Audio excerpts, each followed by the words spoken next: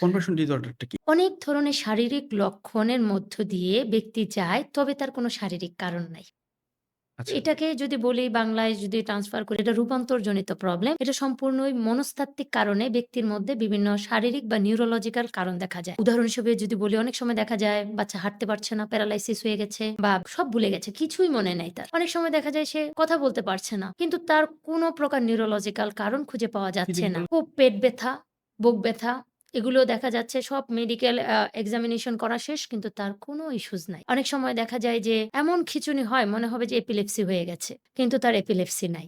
কোনো কোন রকমের মেডিকেল রিজন নাই। কিন্তু তার শারীরিক বিভিন্ন লক্ষণ দেখা যাচ্ছে। মনে হচ্ছে নিউরোলজিক্যাল কোনো ইস্যুস এর কারণে হচ্ছে বা ফিজিওলজিক্যাল কোনো ইস্যুস এর কারণ হচ্ছে। কিন্তু আমরা যখন হিস্ট্রি টেকিং করি বা পুরো বিষয়টা নিয়ে কাজ করি, দেখা যায় যে মানসিক কোনো একটা দ্বন্দ্বের কারণে ব্যক্তি চাপ অনুভব করছে এবং সেটা রিজলভ করতে পারছে না। সেটা ম্যানিফেস্টেশন হয়ে বা রূপান্তরিত হয়ে তার শরীরে বিভিন্ন লক্ষণ দেখা যাচ্ছে। কনভার্সন ডিসঅর্ডার কিন্তু যেকোনো বয়সে হতে পারে। তুলনামূলকভাবে মেয়েরা বেশি অ্যাফেক্টেড হয় এবং এক্ষেত্রে পরিবার একটা পাওয়ারফুল টুল, সাইকোলজিস্ট একটা পাওয়ারফুল টুল। কম্বাইনডলি কাজ করে খুব সহজে এখান থেকে বের হয়ে বের আসা হয়ে যায়। আসতে